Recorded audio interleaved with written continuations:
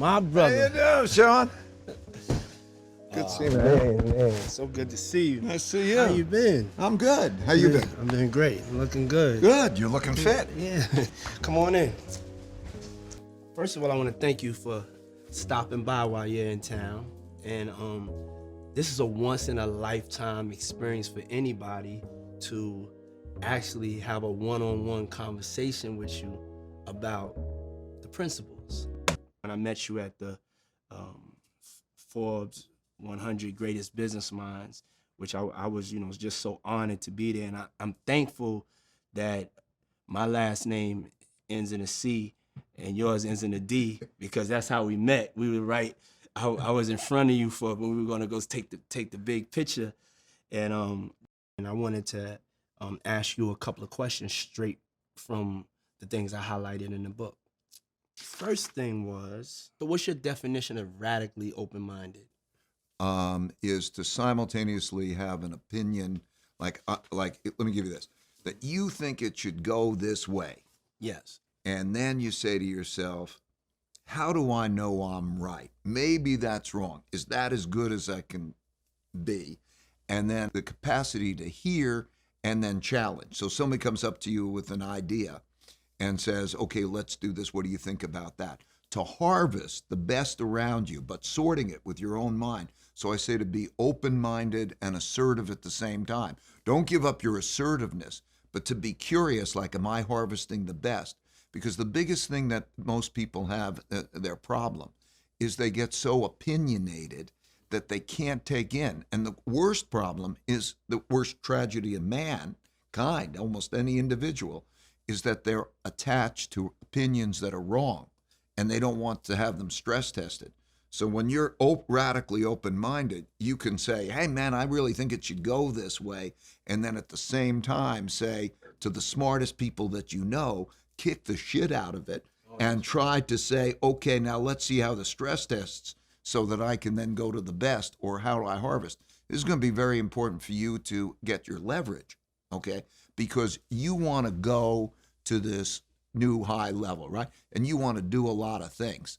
And in order to do a lot of things, you're going to have to get the most leverage of other people. But you also want it to be great, just like you want it to be, because you've got a unique ability with your taste and everything to be able to make those choices, so you know what's great and what's not great. So in order to go from that, you have to pick the people who can do that, who can deliver you what you could do, to find people who are as good or better than you, and then to get that leverage. The key is to try to find out what you're not good at. Okay, write those things down that you're not good at. And then you get the people who are good at those things, and then you get the great leverage, right? Mm-hmm. So, think, what are you not good at? And get that great leverage, and then get the simpatico even on the things you're good at. That's great. And as I'm building up my leverage and I'm, building my team, what advice would you give me on how to find the best in class? The first thing you need to do for each job is to have a spec sheets, the specifications for that job. Think about what are the most essential elements for each job, because each job requires a different kind of talent. Okay, now just to interrupt you right there real quick, is we live in a time where people know how to give really good interviews. So as I've been building, I've been fooled a couple of times. I've written out a very detailed spec sheet. They may say they understand it, but then when and they have given me the appearance that they understand the job, and they do a stellar interview. But then, when we're 3 months into the trenches. Yeah, I don't think, here's the deal. What you do is you use the personality profile testing, background checks, and the resume. And I do a thing which you call a reverse 360. So to find out not just their resumes, but to find out everybody who knew them in the past. And then you go and do the checking. So you have to start with a spec sheet, meaning not just the skills. There are three things that everybody brings you. Skills is what almost everybody hires for, and it's the least important of the three things. The most important things are values, abilities, and skills. So first, what are their values? Because if you're not values aligned, you're going to have a problem. Like, how are you going to be with each other? The second thing is then abilities. Like some people like you, a very creative thinker. Somebody may be very reliable. They're not creative. But each person has a natural ability and abilities that they've gone to develop. Those are the things that make you excel or worse, bad at things. And then you have skills. And skills is like okay, you can play the piano, or you can sing, or you could do that. So that's learned. But if you start to look at, okay, what are the person's values? Where's that coming from? Well, are you going to have simpatico? Because at that deep level, you have to have that simpatico. You're on a mission together. It's not just a job, Yes. right? And then their abilities. So you got to get the spec sheet right. Once you know the language and you've got it down, then they come and they meet you, and then you do those kind of right tests, and then view when you're starting with them that the tests don't end, okay? Because you're testing them every single day, and it's how you do that, and even being able to rely on others to even make those selections for you. Sometimes, because I've done this a lot, I will look at those particular results and I can say, okay, that's that type of person. And is that type of person a good click with the job? I feel like I need a hard reset. I feel like I've been this computer that's been going and going and going and going and going nonstop. I know you split things up into personal and business principles, but for somebody that's coming from a history of success, what advice would you give for that? For me, on knowing how it starts to chip away at your confidence a little bit, and how, what steps did you take to reset and get up out of that and get to a point where you started to flourish in life and became like the greatest that you can be? It just like, pain plus reflection equals progress. You had the crash, you have the experience. That's part of the self-discovery. Like, what do you want right now? Yes. You're at a juncture. What really matters to you? Yes. Right? Yes, sir. Because you're talking about excellence. Yes. Okay. You're talking about keeping the bar high. Yes. So let's talk about how you keep the bar high with that determination, and then simultaneously deal with people who may not have that bar high, because that's what I'm hearing you. Yes. Okay. Exactly. That's that deal. Okay. So now I want to go and understand and explore that. Okay. How you keep the bar high and then also get with them. Okay. Because you got to sort them. Some people don't want to jump as high. Some people don't want to. But I want to know how you do it. I'm gonna tell you the truth. How are you doing on that? Man, I'm gonna tell you the truth. Like, I had to step away from the game because it got to a point where I didn't feel like I was playing with players of my caliber, and I felt like I was investing so much time in the now and in the art piece of it, that, when it came time, for my investment in my future, as far as my business team and the team of executives around me, it kind of got away from me. I got to a point where I was having so much success in so many different areas, and so I wasn't paying attention to making sure that that I was still nurturing the team. And then when I had to come back off a tour and I had to get back in the business mode, I realized that, I had outgrew my team. It wasn't like they were bad. It's just that they weren't at the level of excellence that I was at. That level of excellence is very, very high for me. What's interesting to me is I've seen this happen over and over again with all different people, and we've had conversations with people who run great sports teams, people who run great teams in any way, and have that element of excellence and how to do that. So absolutely, you're not going to compromise the excellence. You shouldn't. And, Yes. And so at the same time, like, how do you get the path? Just find somebody who's really great at delivering that and make them a good partner.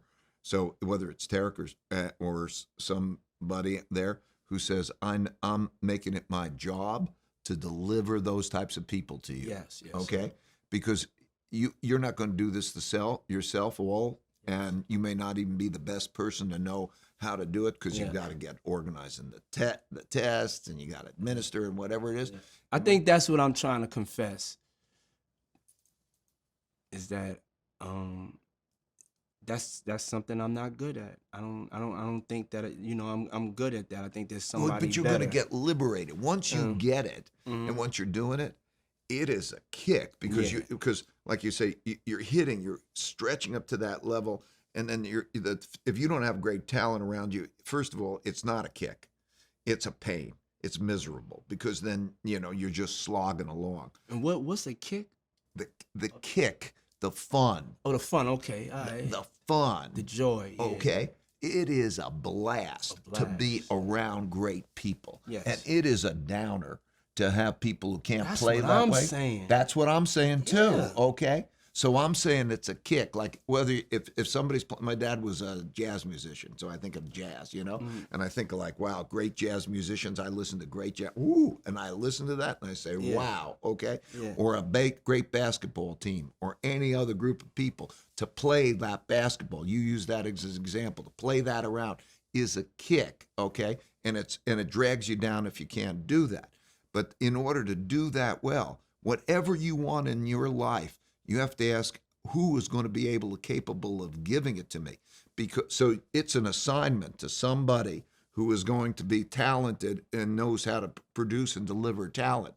Like if you think of it just if you're running a team, doesn't mean you're going to run around and do all that talent finding and talent sorting or whatever. So you're going to be the captain of the team, and then somebody out there is going to say, I know how to scout. I know how to test. I know how to do it. You tell me who's playing good basketball with you. Let me put this one on the court. How do you find him? Okay, no, you don't like that. Let me recalibrate, because it's my mission. The guy next to you who's your talent guy, it's my mission to deliver those stars. When you start to realize that you don't have to do everything yourself, okay, whatever impediments you have, you can get the best talent in the world to do that with you, and it doesn't take any real time. It doesn't cost you hardly anything relative to the cost of wasting your time trying to not get those right people on there. And then you go and you refine the process. But don't let yourself be the guy who's now going to undertake this mission and undertake that mission and undertake that mission. Okay. Yes. Okay. Yes. You got your talent scout. You play. Okay. Yeah. That right there. That's the definition of a mentor-mentee relationship that connected with me. I have my marching orders. I know what to do with that. Yeah, thank you for that. And then we're gonna look. Yeah, we're gonna look. How you doing it? Yeah. Because I'm saying success is a 5-step process. First, you have to know what you're going after, your goals. Then you encounter your problems. Number 2, you encounter your problems on the way to your goals.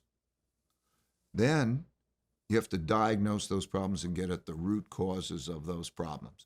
And that might be a weakness that you have or a weakness that somebody has, but you better get at the root cause. And then once you got the root cause, then you can design something. You write down on your to-do list, I got to do this thing. That's number 4, design. And then number 5, you got to do it. Yes, you just can't say, okay, now I'm going to do that thing and not push through to results.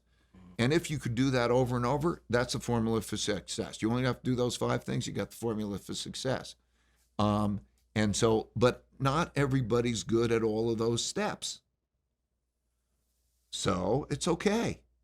You don't have to be good at everything. You just have to find the right people who are good where you're not good, and then you go through that. Last thing that I wanted to ask you is who are some of the leaders that you look up to and why? One guy comes to mind is Muhammad Yunus. Muhammad Yunus is the man who invented microfinance and it's changing. Jeff Canada, Harlem Children's Home. Yes, yes. Okay. Yeah, definitely. He's a shaper. Yes, okay? he definitely is. He's a shaper and he can make it. And a disruptor. And a disruptor and a smart, good Yes, man. yes, So yes. Jeff Canada is one of those. And let me say something else also. We're at a time where is it great to be successful? Is it great to be a millionaire? Yeah. Is it great to be a billionaire? Yeah. Okay? We want to convey those things to people. You can have character at any level of operating. So the people that I admire the most are these people who, you know, they have the great character and they're giving to other people. Those are the people. But so a lot of names come to mind when you're asking me that question. That's you know? good. That's good. And so here's the book, Principles. For everyone that hasn't read the book yet, you explain why you wrote the book. And I think the why is important, you know, for people to know that haven't read it. So can you explain to me one more time why you wrote this book and why it's so important to your legacy? I think there are 3 phases in one's life.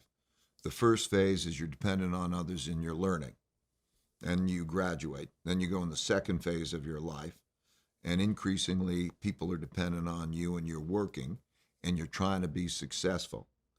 I'm in transition from the end of that phase to the next phase in my life, and the most important thing for me is to help other people be successful. I learned along the way certain things that helped me be successful. So whatever success I've had has not been because of me.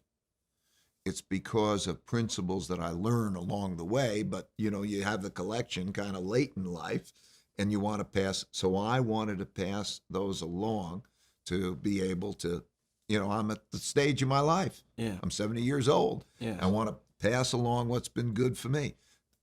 So that's what I want to do. And then when I do that, I can have peace. So when I look at it and I know like it reverberates. Not only am I helping you because it's such an important thing to be not only helping you, but to help the others that you're trying to help. It reverberates and I feel good, like I will have done what I did. You should and then feel good. and then I'll have peace. Yes. Okay, that's peace. And then I could savor life. And I Yeah. play around with my grandkids and I do all the things that I'm still excited about. So that's why. And that's the most important part out of all of this is to get to that peace. I don't wanna make the most money. I wanna be known for giving the most money away. You know, there's this man called Mansa Musa. Uh-huh. It's a part of our history. He was an African king, the richest man in the world, and the changes that he made, the way he would go into the communities and in Africa, and I'm talking about like the way he would just help the underserved and underprivileged.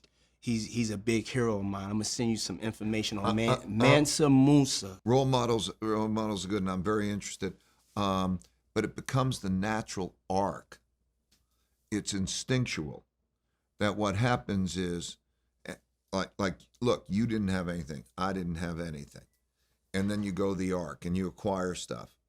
And then, okay. And then also, people go through, is it status? Is it proven things and all of that? And you get past all that. Whatever it is it the craft and all of that? And then you feel secure. And it doesn't take much past a certain point to have more than you feel secure. And then you start to feel empathy. You start to relate. You start to see injustices. You start to see these other things happen. And you can do that. And it starts to bring joy. And then you're going to be going. You're going to be passing those things. And what can you pass? And so the joys change from going to nothing to making a lot and realizing what's it going to get you more, really? And the irony of it is, I never really worked for money. That was the irony. That's so crazy. I've never worked for money neither. The funny thing is, for me, maybe it's been the same for you. I ended up playing a game that I liked and got good at, and then they gave me money. If you're good at the game, they give you money. Exactly. Okay, that's what it is. I think that's a very, very important part of people that are successful. People don't realize that most people that are successful and, you know, earn a lot of money, they're really just doing their jobs extremely, extremely well. And that is a benefit of it. It just comes. And then it becomes something that you can use to help other people. Because there's but so much stuff you could buy, you know, and then it becomes, you know, it becomes what, you know, it should be used for us to help each other and to make positive changes in the world. So when I look at that and I say, okay, now I'm at let's say you get the money and whatever comes in, and you can get this thing, or you can get a kid through high school and into a job like your school. Yes. And then, you know, what makes you feel better? Yes. Okay. You have to do with what makes you feel better. For me, like, and I relate because you relate because you went through it. Yes. And so it's natural. Yes. It's natural. So that life arc, sometimes we lose sight of that. Yes. Because people are thinking that the person who's made a lot of money is trying to make a lot of money or exploiting people or something, rather than they're just producing things that people like, and the people then are paying for the things that they like. So that's a good symbiotic relationship. Then you take the money and you do good things with it. That's a good deal. Yes. Yes, definitely. I want to thank you for this book right here. As an entrepreneur, and I will say to all entrepreneurs out there that this is required reading. And you know, also thank you for just, you know, all the books that you've given me to give away to, you know, people in the community that may not be able to afford it. And I'll keep giving them. And it's such a blessing. So I want everybody to know how pure this relationship is. And, you know, this is the only ulterior motive that we have is to empower people through the information of your journey and all the things that you've learned, which we all have to go through as being successful entrepreneurs. So it's official right now. Principles is required reading. If you are becoming an entrepreneur, you're an entrepreneur. Doesn't matter if you're 8 to 80, you know, it doesn't matter. You can always, it's never too late to start. But, you know, this is a book that will take some years off of your life, I feel, as an entrepreneur. And, you know, it's been something that has come to me as a blessing because, you know, when I read it the first time, I was at a certain point in my life. But then at this point where now I'm at my second mountain and I'm at the point where I want to be the best I can be and understand the process, this right here has given me the roadmap. So I want to just thank you for that. Let me tell you, I'm a great admirer of yours, man. Thank you. Because you got what it takes. Thank you. Really. Thank you. I'm not admiring for you for your success. Yeah. I'm admiring you for the type of person you are. And so for me, the ability to pass along things that are helpful and know that you're also going to pass along the things that are helpful to you. Yeah. It's joy. Thank you for the joy. And I cannot let you leave without giving me an autographed copy of the book. Another one. Okay. We good? Can we get a round of applause for Ray Dalio? And you.